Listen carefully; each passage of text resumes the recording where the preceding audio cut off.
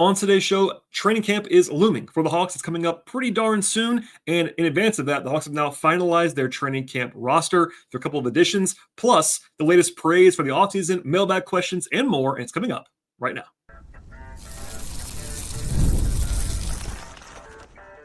You are Locked On Hawks, your daily Atlanta Hawks podcast. Part of the Locked On Podcast Network. Your team every day.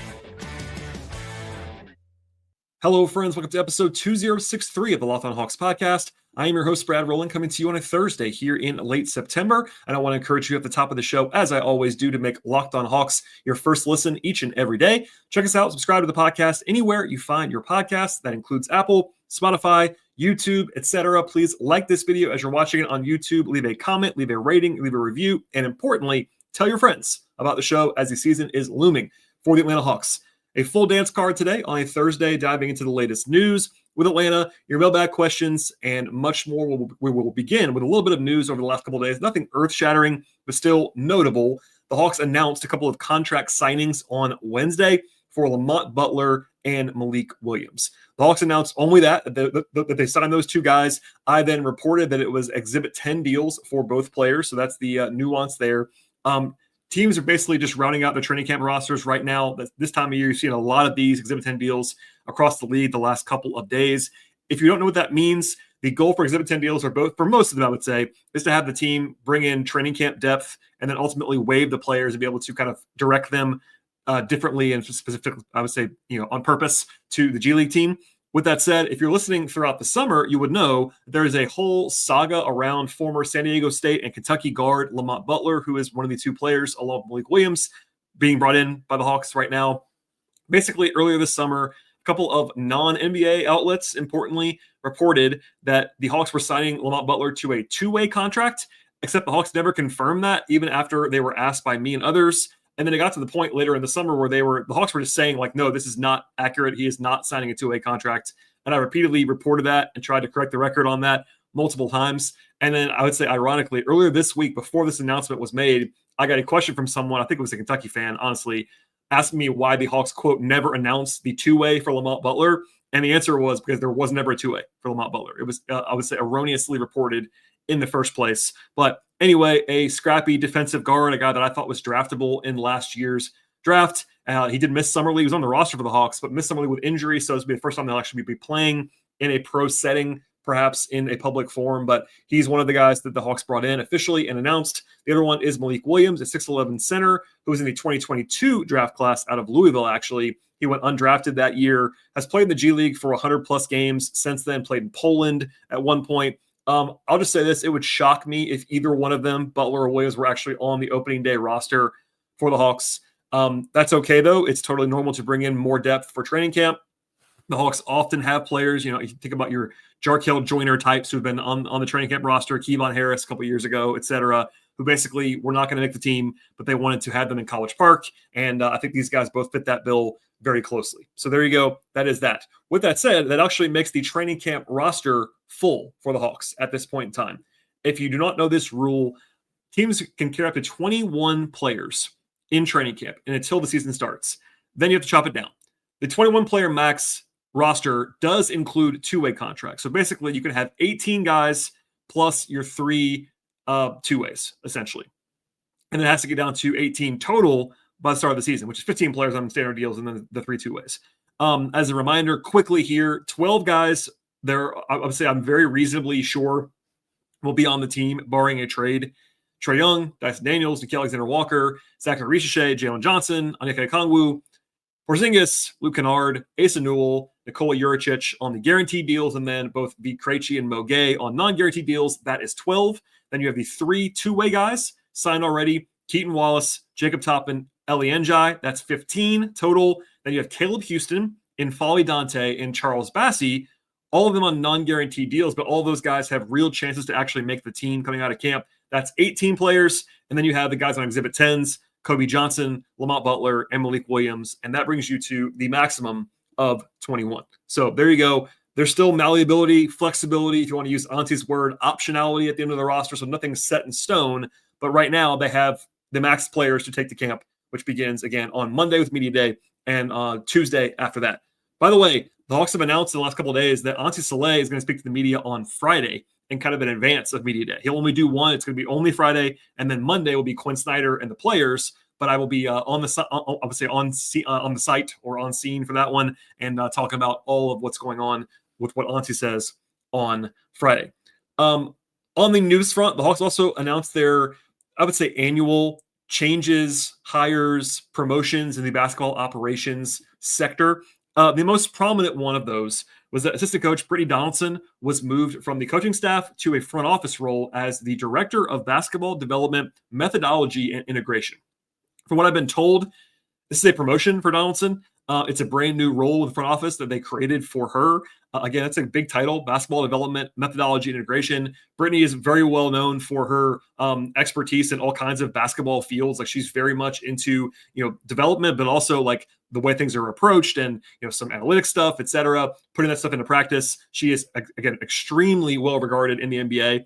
Very smart, handled multiple functions on the Hawks coaching staff last year, including the one that I know fans got to see the most and that was promoted the most for her publicly, was that she was in charge of the in-game challenges.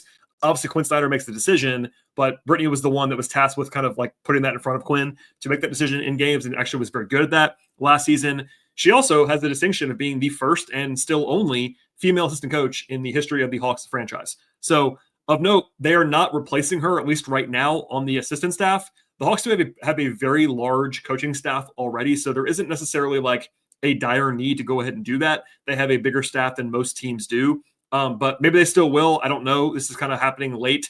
I'm not sure how long they've known about this, but Brittany is not going to be on the bench in the way that she was, or I guess behind the bench at times last year. She's not going to be in the front office working with Antti and Peter Dinwiddie, Bryson Graham, Kyle Korver, et cetera, up there in the front office. Elsewhere, the rest of the promotions announcements are not as prominent as that one. There's always like a wrath of spot of people that I know of, but not everybody knows of. Elsewhere, I would say the health and performance staff got a couple of changes. Calvin Torres is now the head of sports science, which is a big and important job in any NBA team. And Dan Warnke is the head of performance. By the way, he was the strength and conditioning coach as the head person, actually, for the Philadelphia Flyers in the NHL the last 7 years. So a very, very qualified, big-time person. Also, Gordon Jeter and Rich McLaughlin are now assistant strength coaches for the Hawks as of this announcement. And then on the more basketball ops side, the Hawks hired Michael Thompson as a pro scout. Now, he's a 37-year-old former NBA player, was with the Cavs briefly, played at Pepperdine, pro player for a long time. He is probably better known as the brother of Klay Thompson and the son of Michael Thompson. So a basketball NBA family, but pro scouts, like oftentimes there are scouts that you don't even know are scouts unless you're around the team. Like I can think of some former Hawks that were in scouting roles that were never announced that I won't name now, but a recognizable name and a new pro scout in the mix for Atlanta. So lots of like procedural stuff. That means that, again, that we're getting closer and closer to the season at this point in time.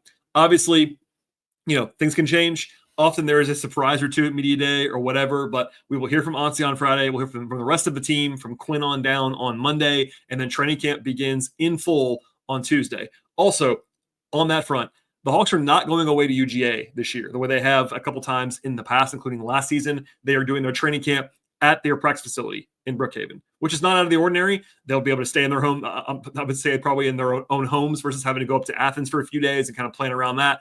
But, media will be on site for at least one of the two sessions each and every day, et cetera, et cetera. So stay tuned. We are almost there, just perilously close to actual basketball taking place in my backyard, basically, in Brookhaven. So we're getting closer. Stay tuned for all of that beginning on really tomorrow with Antti. All right, later on in the podcast, I'll be diving into a interesting NBA survey that promotes some of the Hawks wares positively from the summer, plus your mailbag questions, but it's all coming up in just one moment after a word from our partners. This is brought to you by FanDuel. The NFL season is finally here, and they're actually making sure at FanDuel that you're ready for the kickoff with a can't-miss offer. Right now, if you are a new customer, you bet just $5. If your first bet wins, you get $300 in bonus bets to use across the FanDuel app. FanDuel is great in so many different ways. One reason is that it fits however you actually like to use it, honestly, whether it's player props, parlays, same-game parlays, straight bets, whether it's over-unders or money lines, point spreads, etc. Future bets, even live betting as the action unfolds. It's all there for you at FanDuel to make every single game more exciting, whether you're watching your favorite team, your favorite player play, or just keeping an eye on face lamps or props.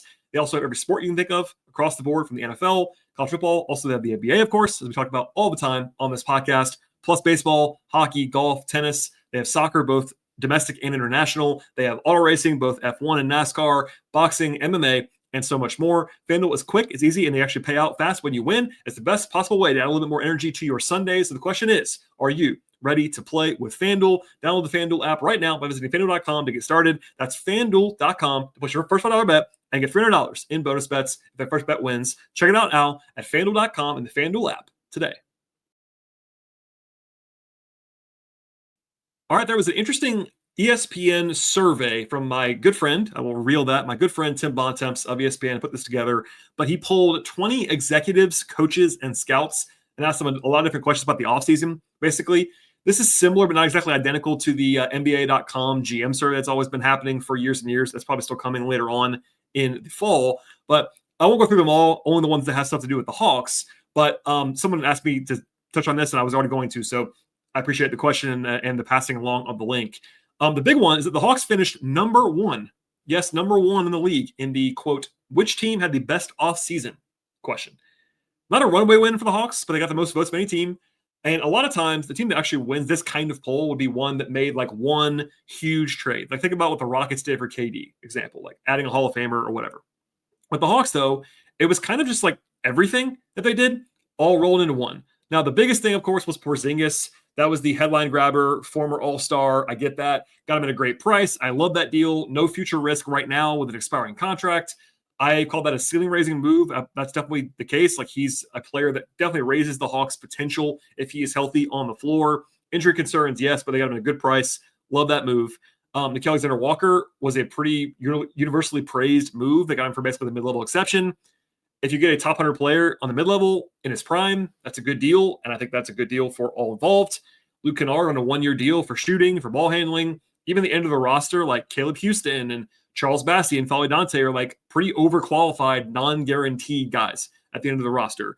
Good two-way signings. Asa Newell, the pick there, made total sense to me. And then, of course, you have the Grand Slam trade with the Pelicans on draft night, which I've covered a lot, but a little bit more right now.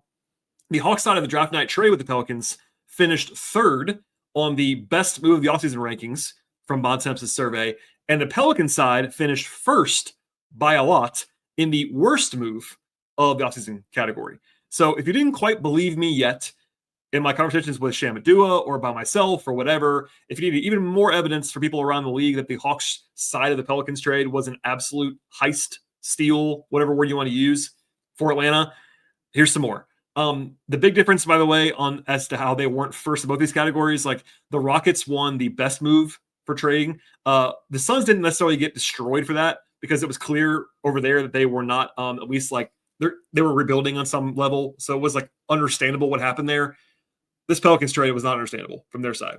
Bontemps also explained in podcast form that he encouraged people to not vote for the same thing twice for best and worst. And he used the Pelicans side of this trade as an example of what he was trying to get accomplished with that. So long story short, the offseason was very much praised. And certainly the headline grabber is the Pelicans trade. But, Porzingis, Alexander-Walker, Kennard, not to be ignored as well.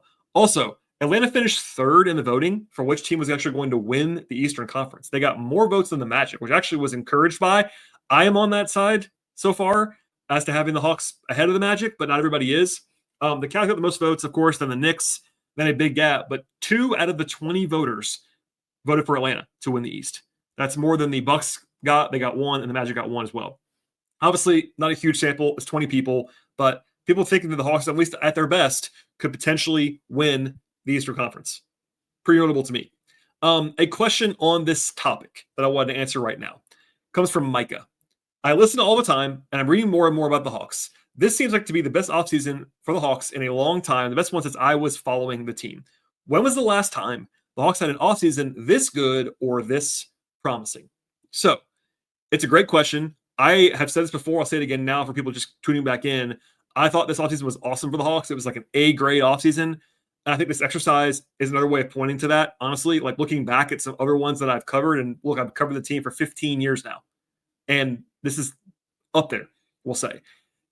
The only offseason since I started covering the team that I would currently say would even rival this one. Now, obviously, it's different. This one is, we don't know how it's going to go.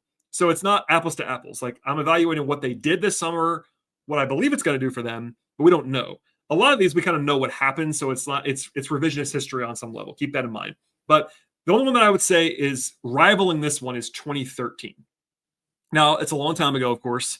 And before I go over what actually happened that year, it was, again, a long time ago, it was the benefit of hindsight on this one. Like, it wasn't like anyone was throwing a parade for then general manager Danny Ferry in 2013.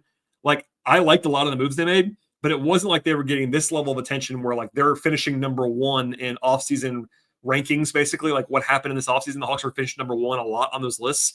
That wasn't happening in 2013. It just happened to be that 2013 ended up, there was a lot of successful moves, as we'll go through right now, as to why that was like up there alongside this one without having a single like splash. So 2013 just, man, it went so well for them. First thing they did in order was they hired Mike Budenholzer as the coach. That worked out very, very well, but of course led them to 60 wins, kind of reinfused the culture. First time head coach at that point in time, had not worked in the league beyond being an assistant for the Spurs. Awesome hire by Ferry in the front office. The 2013 draft was not like a crazy success. They got Dennis Schroeder at 17. Good pick. Very good pick there for value purposes. They brought back Jeff Teague and Kyle Korver. Teague was an offer sheet that they matched at 4 years, $32 million. Jeff has told this story himself on his podcast, which is very popular, of course. But basically, Danny Ferry made him go out and get a deal to match. And then the Hawks matched it immediately because it was a great value. And Ferry was kind of a prickly GM, I would say, but certainly that worked out really well value-wise. You fast forward a year or two from there, and he made an all-star team. He was a top 10 point guard in the league for a little while at his peak, so awesome deal there. They brought Korver back at 4 years, $24 million total. During that 4-year deal, Korver shot 45.5% from three, made an all-star team, was the like offensive fulcrum in some ways of the best regular season team in history of the franchise, 60 wins. And then he got traded at the end of it for positive value at like in his mid-30s. So awesome deal there. Then you have the guys they added outside. And the big one, of course, was Paul Millsap for 2 years and $19 million, an all-time heist of a contract. He made the All-Star team 4 years in a row for Atlanta. He's still underrated, I think, to me. He made an all-defense team. Should have made more of them. Like, was an awesome player. Damari Carroll, 2 years, $5 million total.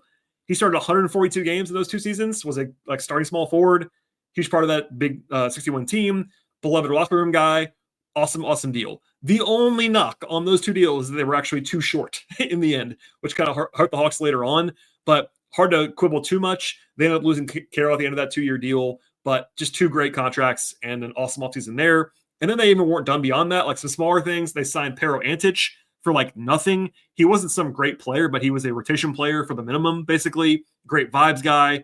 Awesome deal. They got Elton Brand, who was past his prime at that point in time, but who was quite good his first year in Atlanta. Great vet. Everyone loved Elton Brand around here. And the last thing on that summer, while I do love Josh Smith, he is my age. We played against each other in high school, for example. Like I go way back with Josh Smith. Honestly, underrated player still, I think. But they didn't give him the big deal that he got from Detroit. And it was a 4-year deal for like $55 million. The Pistons, to their not credit, played him at the 3. It was insane. But beyond that, he was literally out of the league by the end of that deal. So that was a great non-move from Ferry in the front office to turn that into basically Millsap and Carroll was a home run. So long story short, that is the only thing I can think of. Like there were some other good things the Hawks have done, of course, but that summer, 2013 summer, actually built the foundation of the 2014-15 60-win team. You could certainly bring up the summer that they brought in Bogdanovich and Gallinari. That ended up being a huge part of the 2021 run. That's definitely worth bringing up. I would still lean 2013. This year, probably a little bit splashier than those on paper, because remember at the time, Paul Millsap was not a full-time All-Star. He was a zero-time All-Star at that point in time. Porzingis right now is a much, much bigger deal than Millsap was then. But anyway, you can't evaluate this until it's actually over. But back to the question, like this is the first time in a long time, at least since 2020 offseason, that the Hawks have done anything like this. And I know they brought in DeJounte. People were fired up. That was one move that was a pretty clear overpay even when it happened. It worked out terribly. But even before that, it wouldn't have been rivaling this summer as far as like a comprehensive summer, especially when you include, one more time, the Pelicans trade. Just a crazy overpay by them, and great stuff for the Hawks in the process. All right, more to come on today's podcast after a word from our partners. Today's show is brought to you by SKIMS. When I found out that SKIMS making underwear for men, I was definitely intrigued by that. I've heard a lot about their quality from friends and family in the past, and I had to give it a try for myself. And let me tell you, it definitely lives up to the hype.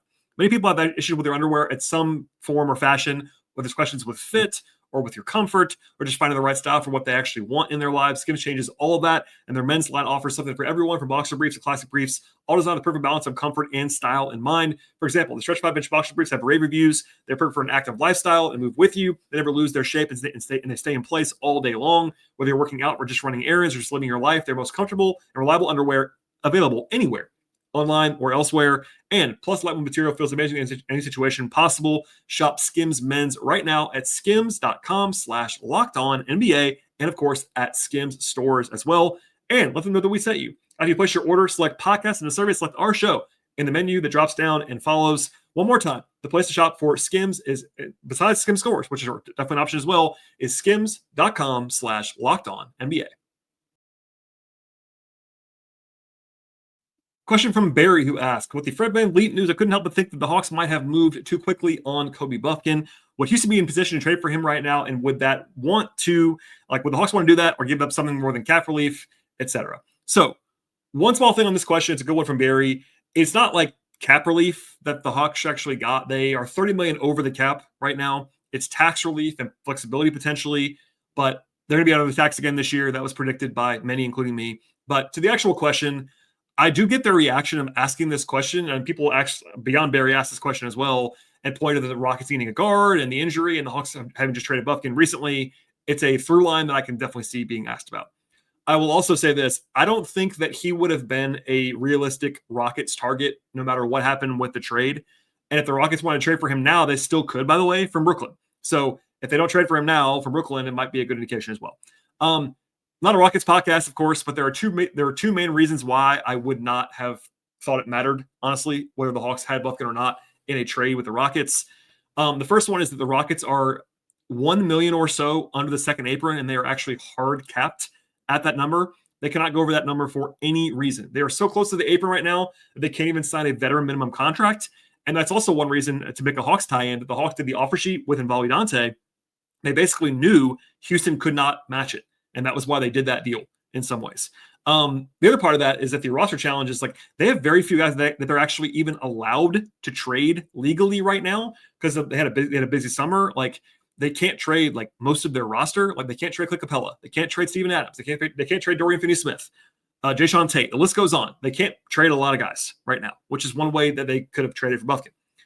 Number two, Houston definitely needs guard help, clearly, but they're a team with an over-under in the 50s. They're trying to win the title this year. And I am still a relative believer in Kobe Buffkin, but he's not the kind of guy that a team that's trying to win the title is going to go out and trade for right now because they want someone proven to help them. Buffkin's not proven. No matter what you think about him, not proven at all. For example, Houston has Reed Shepherd, who they are already very much invested in, top 5 pick in the draft. That's their unproven bet is Reed Shepherd. They also have old friend Aaron Holiday to kind of be the boring veteran stopgap player. So Buffkin is the guy that I think people should not give up on, but he also would not be someone who I think would have made sense for Houston. So I get the question. I do appreciate it, but hopefully that makes some sense as to why it would not have been, in my mind, a thing that would have happened. Before we get out of here, ESPN's top 100. Not one question, but I got several about it. I would probably go deeper on this most of the time, but I did a full breakdown episode on the inaugural Locked On NBA Top 100 that dropped earlier this month in the feed. So listen to that one if you missed it. But that was the entire panel of Locked On hosts, of which I am one of them, voting on that. And the Hawks were, represented pretty reasonably well there. I had some quibbles that I talked about on the show. There you go. ESPN released theirs this week. Honestly, I really did not like the list very much. I thought there were some pretty blatantly bad rankings in there. But it really wasn't as much with the Hawks guys. And this is a Hawks podcast, so I'll stay to the Hawks. But for example, Scotty Barnes went up from last year after having a pretty obviously disappointing and below average season. That one baffled me, for example. There are guys that are on this list in the 70s or 80s that I wouldn't even have voted for. Jaden Ivey is on this list. Jonas Valanciunas is a backup center at this point. Zach Edey is on this list. Anyway, rant over. But it was mostly the non-Hawk stuff that I really had issues with. On the Hawks side, it was, basically Trey was 29th, Jalen was 44th, Porzingis was 50th, Dyson was 55th. So those guys were all in like reasonable ranges. Trey was too low for me. Like he was behind guys like Derek White, Tyrese Maxey, Jimmy Butler in 2025. I think Trey is better than all of those guys. For example, I would have had him like in the low 20s, as I said before. Jalen was fine though at his spot, no huge issues. Porzingis actually was closer to where I had him in my personal Locked On vote than the Locked On list had him. I thought we had him too low as a company. He's 50th here. That's a more appropriate ranking. When he is playing, he is a top 50 player. It's just the questions of injuries and stuff. I get that, but that's a reasonable ranking. Dyson, totally fine in the 50s as well. Alexander Walker, by the way, was also 96th. I think he was 97th for Locked On, so that's right in that same range, right where I voted him on that list as well. The really big change from ESPN to Locked On was that ESPN has Okongwu at number 79 on the list. Locked On did not rank him. Now, I did rank Okongwu, but 79 was like a pleasant surprise for me. I would imagine at least somebody at ESPN was pointing out Okongwu was like really good from the second half of the season last year, basically. And I've said this before, I'll say it again. From like MLK Day on, he was definitely playing like a top 80 player in the league. Like he was really, really good for 3 months. I would actually had him a little bit lower than this because I think he's going to play a little bit less this year, for example, on the whole, as long as Porzingis is available, which is a big question mark.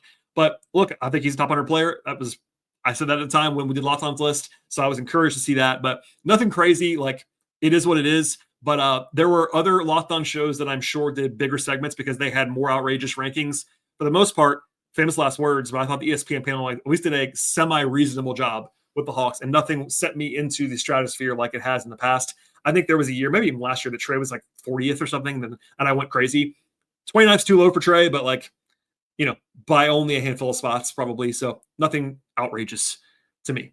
Last thing, actually, this came out while I was recording the podcast. The Hawks, and more specifically FanDuel Sports Network, the TV broadcast home of the Hawks, announced their slate of talent for the season. They are going to have, of course, their usual body of games. I think it's like 72 games this year that they have broadcasted, at least scheduled right now. And first and foremost, Bob Rathman is back, Dominique is back, Brian Oliver is back. The three of them are back. The other thing that they announced, though, was that they have added Matt Weiner and Madison Hawk to their broadcast. Matt Weiner, you might have seen on NBA TV, TNT over the years. He's not going to be the host of Hawks Live pregame and postgame. And also, according to this press release that I'm reading right now on the air, is going to be the network's reporter for road games as well. So Matt Weiner has been around for a very, very long time, covering the league for a very long time. It's a really good get, I think, for FanDuel. Trevor Scales, if you missed it, moved on to ESPN. Shouts to Trevor, good friend of the podcast. He's had me on the show. Trevor, shouts to you. Congrats on the move to ESPN. But Matt Weiner replaces him in the studio. And then Madison Hawk is not as laid out specifically as what she's going to be doing, but she was a FanDuel reporter already for the Pelicans, San Antonio Spurs, and Texas Rangers. So I'm assuming she's going to be doing sideline based on the rest of this. So that's the 5-person crew that they have announced as of Thursday. So keep that in mind. That just came through as I was recording this. So haven't done any more reporting on it, but that was announced mid-recording. So I want to pass that along to you at the end of the podcast. All right, everybody. I will be on the scene one more time on Friday morning for Auntie Soleil's first kind of kickoff to the season. Monday after that will be full media day stuff with Quinn and the players. So we have arrived. Stay tuned. Please subscribe to the podcast anywhere you find your podcast, Apple, Spotify, YouTube, etc. Follow the show on social media. We are on X/Twitter at Locked On Hawks. I am there at BT Rowland. I'm also on Blue Sky at BT Rowland. You can also follow my non-podcast coverage of the Hawks at patreon.com/BT Rowland. All right, everybody. I appreciate you listening as always. Enjoy the rest of your Thursday. I'll be back tomorrow with more on the Hawks. So stay tuned and we'll see you all next time.